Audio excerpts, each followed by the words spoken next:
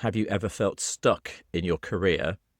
And if you have felt stuck in the past or currently, when or if is the right time to change? When is the right time to make that move to something different?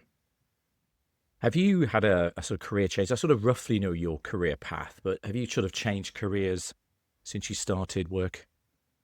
Yeah, without boring everybody with my entire career history, in a nutshell, I came out of uni, did a bit of retail, as I think a lot of people do around that time to get some money. So that retail experience was really helpful, but it wasn't what I wanted Mm. to do. I wanted to be in digital.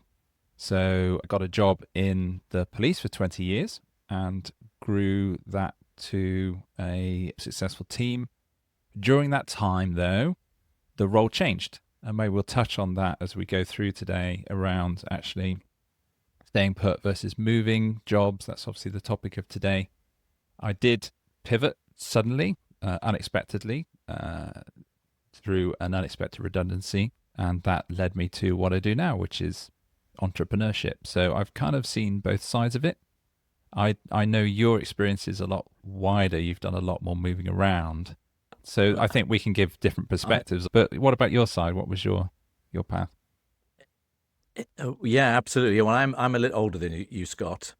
Um, so yeah, I've got a varied career, and again, I won't bore anybody listening to this, but I've changed careers a few times. I've been in the military, I've worked in the corporate sector, I've worked in the public sector, and I've worked for myself. I lecture at the university, so I think clearly sharing that experience, both of us have changed careers. So let's have a think then.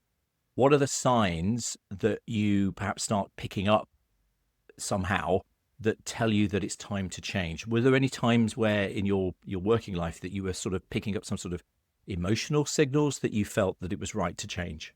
What are those signs, do you think? Yeah, I think the first one for me would probably be the feeling of growth and development, and or lack of, and you can get too comfortable, I think, in your job, and feeling that Mm, actually I know it, I've done it, it's kind of becomes easy. Now, for some people that may be good, and they may be comfortable with that, and I think I was my certainly my situation for a long time in the police. I've got some with special needs, and that actually worked for me, being able to be successful, but not particularly challenged, because it was a challenging environment to work in, but I'd managed to get to a place where it was it was quite easy, if that makes sense. Still yeah. challenging, but easy because I knew what I was doing. But was I growing? Yes. Potentially not at certain points. At points I Mm, was, when actually something new came along, there was a new opportunity, and we would touch on some of the other points later. I want to talk about on intrapreneurship. We'll touch on that hopefully a bit later. mm, But the main thing for me was feeling not challenged, not growing. And again, the right. people listening to this will need to make a decision. Well, is that good for me? Or actually, do I want to be seen to, do I want to grow and develop? So I think growth would be the main one for me. I think feeling kind of Sure. stuck, feeling stagnant, unchallenged, or bored in the job, that would be a telltale sign for me. The big one, Mm. I think, growth. I think you touch upon some really interesting point there, that this idea of a dissatisfaction. If you're in a job, you're in a career, and if you're learning and you're growing and you're developing, that can be really exciting and it feels good.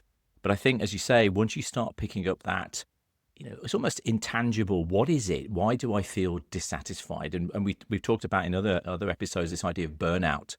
And I think that if you're starting to recognize that no matter what I do, the work is never going to get any less, I'm really busy, that sense of dissatisfaction can actually lead you to think I might just switch jobs or perhaps switch careers. And I think what we need to be clear about, that a lot of people struggle with maybe the work doesn't align with their values. It doesn't align with their personal ambition. And I don't know about you, but in terms of your working life, but I've drifted into jobs. I've drifted into careers, into a career path, basically because the money was there. And I've talked to many people over the years, and the first job they got after, say, leaving A levels or university, they took that job just to get themselves on the career ladder, and then they find 5, 10 years later that they're still doing the same thing. And it may not be something that you value. So I think you're right. I think there's usually a combination of factors that encourage you to start thinking, should I do something different? And it could just literally be, for example, at the moment, there's a whole AI thing.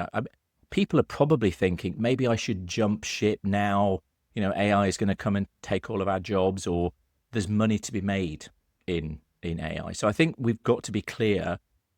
When do you start feeling like you want to change? Why do you feel that way? But what's the best thing to do? Because it's not always about changing jobs, is it? It may not be changing the employer. It might just be asking for a different type of work. That's something else that people can do. Yeah. I think, certainly the alignment to the goals, though, is critical, because certainly for me, working in public sector for a large chunk of that time, whilst a challenging environment due to the nature of the organization and ways of working and budgets, etc., the end result was incredibly rewarding. You're serving the public, you're helping people, certainly in the police, you're helping people in their time of need. And the work we were doing, the services that my team were digitizing, seeing the impact of that work. And I'm a big advocate of, when I speak to teams and help them, is think about how can you get as close as possible to the customer? How can you get to see the delight on their face when they successfully achieve something, or they buy something that makes a difference to their life, depending on the nature of the work? And I think that going home at the end of the day or working from home at the end of the day and switching off, we talked about this on Burnout episode, but did I achieve something that's aligned to my goals, that helps me feel satisfied, that my role at work has helped me make a difference? That is crucial. For some people, it's got to be more than the money. Yes, the money is part of it, but actually, if you're spending a large chunk of your life, which we do in our jobs, it has to align to our goals. And the goals, yes, are money to pay for the bills, to pay for the mortgage, but actually, for me, it's intrinsically linked to that satisfaction of, does the work I do today make a difference to people? Does it help me feel satisfied that I've contributed to society, or helped somebody in their time of need, or made their lives better? For me, that was a real driver. One of the reasons I stuck around for so long in that role. It wasn't the best paid, but it was rewarding. You've just reminded me, one of the jobs I had, which I felt made the biggest impact, was probably, I worked the longest hours. The pay wasn't incredible, but I really felt it was a work where we were building a new website business that was challenging some of the media giants. And we were moving money away from giving it to this like faceless media bureaucracy, and we were bringing money back into education. And I worked really long hours, and it was hard work, and it was, challenging, but I really felt aligned with the goals and the values of the organization. So as I say, I think we when we are thinking about changing careers, we've sometimes stumbled into a career because that was the first job that we took out of university. And now we just realize we've grown up and we want to do something different. Or maybe the organization is, there's redundancies coming. Maybe the economic situation is not so great for our business. So there's lots of different factors that can come together. And the statistics say that at any one time, I think it's something like 24% of UK workers are currently dissatisfied with their careers. Now, I think before we start talking about that, maybe we should start talking about, is it time to change, or should you stay? Are there reasons for staying, do you think? Before we start thinking about how to change and when to change, are there reasons why you should stay in your job? What do you think? Yeah, so I think to counter what we said earlier about reasons to leave, in terms of, well, actually, are you still growing in the job? So are you learning something new? And if not, before you maybe take that jump, something I'm a big fan of is intrapreneurship, which is the internal version of entrepreneurship. Actually, can you pivot internally? Can you mentioned earlier, take on a new role, or can you get involved with a project that maybe is slightly outside of your comfort zone? Put your hand up and say, actually, I'd like to get involved in that. I want to work with another team for a bit, and I do a secondment.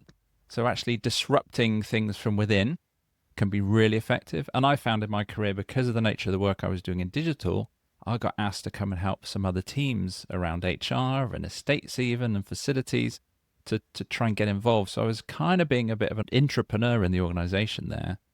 And I think that's an opportunity for people to consider. You don't have to, but again, it depends on the organization and if they're willing to support that for you in that growth. And there's always then the challenge of what happens to the work that you're meant to be doing. I think there's a balance there. But if you've got a supportive organization that encourages growth and wants people to stay, because let's face it, the cost of somebody leaving an organization, I think, is 1.5 5 times their annual salary in terms of lost cost and productivity to replace them. So it's in the organization's interest to keep good people, to keep people that want to develop and grow. And if you haven't necessarily got the career hierarchy structure to do that, because your boss maybe is never going to leave, and actually there may be a way to pivot and take on more of that intrapreneur role. So that would be one of the things I say is actually, is there a way for you to still grow? Are you still growing? That for me would be a good reason, one of the reasons to stay. Yeah, absolutely. I agree with you. I think if you have this sense that you're not happy, you're dissatisfied, you're suffering from burnout, the first step should be perhaps to talk to your manager, talk to the leader, talk to the boss, people around you. What else can I do? I don't feel that I'm growing. I don't feel I'm learning new skills. Are there any new challenges, opportunities for me within the job itself or within the organization itself? Because before we start talking about making that change and making that leap, because it's scary. It can be very, very scary to, feel this way, but feel trapped. Maybe you should turn to the organization and say, help me. What else can I do here? And things like, you mentioned things like intrapreneurship, perhaps going with new ideas, going to the boss, to the manager and saying, I've got a new idea for a new revenue stream. Are there different ways we can do things internally? Can we think about a reorganization? So yeah, I think being proactive internally first often makes a lot of sense because, there is a value in stability. Mm-hmm. There's a value in having that job that you've already got, the salary that you've already got. Now, we can talk about in a moment about when you make that decision, but I think the first step is to acknowledge that feeling you've got if you're trapped, perhaps, feel dissatisfied, but can you improve things where you are? Yeah. Things like having a promotion. I mean, maybe you are due a promotion. Maybe it's time that you moved on to that next level of management, that promotion, going up that career ladder. I certainly found when I was more junior that I got to a sort of ceiling of knowledge and expertise. I think there's also a deepening of your expertise, taking on qualifications, doing MBA if your organization would support that. Becoming more expert in your field can actually sort of scratch that itch of dissatisfaction. Yeah, and I think even if there isn't that career path for you, and let's be honest, not everybody wants that. I think there's also an expectation, well, you're not progressing unless you become a manager of a certain level. Some people may be perfectly happy at the level they're at and don't necessarily want to go in that direction, and the job is satisfying. I think the test in terms of one of the big questions is to stay or go is, do people dread work? Do they long for the weekend? Because let's face it, the weekend is much shorter than the week, and you spend most of your time in the week doing your work, generally, if you're in a 9 to 5, Monday to Friday job. So I think one telltale sign is, I can't wait for the weekend. And then the Sunday night dread, where certainly when I was having tough times at work, I would stay up quite late on the Sunday night, almost because I was just passing the time, messing around on the internet, playing games on the Xbox, whatever it was, to avoid, I got another difficult week at work. So actually, if that's happening regularly for you, that would be another telltale sign, I think, to say, as we've said, let's delve into what is actually the reason that I am dreading work. I think all of us have had that experience of, I just do not want to go back into work on Monday. And that can be, of course, you sometimes distinguish that from the boss. It might be not the job. It might be individuals within that organization. It might be the manager that you report to. But yeah, if you're really feeling that, this is not what I want to do with my life. But I think one thing I would just want to clarify as well is we're talking about careers and jobs. And I don't know if you had much careers advice at school, but I had zero careers advice. And I think many of us, we don't really know what the problem is because we don't really know what we want to do. We don't have that sort of maybe passion. So my niece, for example, she's training to be a vet. She's at university training to be a vet. And she's wanted to know what she's wanted to be. She's wanted to be a vet since she was about 5. Now that sort of passion is very rare in my experience. Did you want to be like an astronaut or something when you grow up? Did you have like a ambition as a kid? What did you want to be when you grew up? So I wanted to be a soldier. That was what I wanted to be. Did you? Yeah, and right.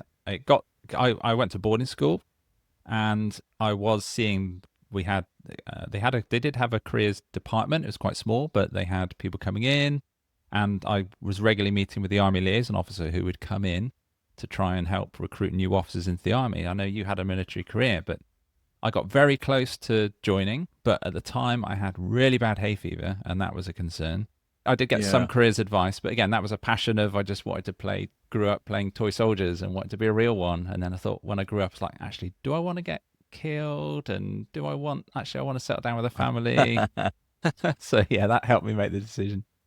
There's no such thing as the perfect career, is there? But there's no such thing as the perfect job. So as I say, I think we need to be clear that you may have never had any careers advice. So I think we should start perhaps thinking about, let's talk around, if you are clear that you do need to move, you do need to change, what sort of things would you suggest that person should do first? If they are feeling as, yeah, I'm going to have to change careers or something. So I think part of what we talked about is the self-awareness in terms of actually, I think a skills audit would be quite helpful to say, actually, and I'm sure people probably haven't dusted off their, depending how long they've been in their job, the CV might be gathering dust. So actually make sure that's up to date, but also just sit down, spend some time thinking, what am I good at? What am I not so good at? What are my areas for improvement? What do I enjoy doing? Looking back at the career you've had so far, thinking about what interests me. Because the natural thing to do maybe would be to just roll into the same kind of job in another organization because that's comfortable, it's what you know. And that may be absolutely the right thing for you to do, but you may be also missing out on an opportunity here. So yeah, I think a skills audit would be helpful. Strengths, weaknesses, almost a SWOT analysis of your current position, and then thinking about what you might want to do next. So actually, in those areas of weakness or development, as we know, there's so many resources online now. Lots of them are free. Do some personal development, get some books. Think about getting a career coach. We probably want to mention there's sites like Fiverr where you can do that, where you can log on and hire a career coach to do that for you. I think it depends on who we're talking about. If you're a very young person, you're listening to this and you're in your early 20s, you probably haven't got quite enough time yet to work out what you want to do. Maybe you're still learning, still growing. But we've all got something that we were passionate about from maybe being a child. Now, you talked about being in the military. I was very, very into flying, airplanes. I wanted to be a pilot. I didn't actually achieve that, mainly because I'd got a heart murmur, so I couldn't do pilot training. So I've always been interested in flying. But sometimes, you might have a passion for, I don't know, basketball or painting and drawing. You think, how could I build a career out of that? So I think it's about that self-awareness of what drives me, what am I enthusiastic about, what I'm drawn to. The books that you've got on your bookshelf, the documentaries that you always want to watch, or the films you want to watch. What is it that lights you up, ignites you? And I think, again, if you've got a lot of careers experience, you might say, there are these parts of the job that I really enjoy. I love working with the customers. You're very keen on customers and customer value. I love that face-to-face thing, but I don't like admin and paperwork. And there'll be somebody else who's the other way around. I love diving into admin. I love diving into paperwork and getting things sorted, but I'm not that, maybe I'm a bit of an introvert. I don't like dealing with customers face-to-face. So I think you're right. I think a self-assessment is really important. Your strengths, your weaknesses, your interests, your passions, but usually you need some help with that. Have you ever had a career coach then? You talked about career coach. Was something that you had internally, like a mentor or career coach? Was that ever provided for you? Not officially. I did have people that I looked up to, that I respected, and yeah, I had internal mentors. I also had some outside people that I spoke to regularly and checked in with. So yeah, that was definitely worth doing. People who've maybe been on a journey that you admire, or are willing to share their experience with you and give you that coaching. So I definitely, from personal experience, would recommend that as well. I would, if you can, and many organizations don't offer this, if you've got an internal mentor, to talk to them. Clearly, if you are thinking about leaving your job, your boss, your manager, your leader, that may not be the right person to mention. Or it might be. It might be, going back to our first point, really, that they might be surprised that you're feeling dissatisfied. But if you can talk to somebody, you can get this stuff out. One of the challenges, I think, for all of us is that if we're feeling a bit lost, we're feeling a bit confused, the thoughts go round and round in our own heads and we never move forward. So I think it's valuable, if you can afford it, because of course not everybody can afford this, is perhaps getting a career coach. And there are lots of career coaches out there. You can search them on the web. Local authorities actually often have a careers counselling service. My daughter went to a college that had a career counselling, And they also offered help for adults, would you believe? So there might be career coaching services out that you can tap into. There are books, there are guides that you can use. But I think that first step is that self-assessment, but also talking to somebody. So let's imagine then you've done that self-assessment, you've got the SWOT analysis, you've talked to your mentor, talked to a career coach. What's the next thing you would advise anybody to do if they do think they need to switch after that self-assessment phase? So personally, what I found helpful and what many people may find helpful, they may be interested in doing, is actually testing the water whilst you're still in your current employment. So actually, if let's say you pivoted, or you want to pivot to something completely different, you've almost had that dream to be an entrepreneur.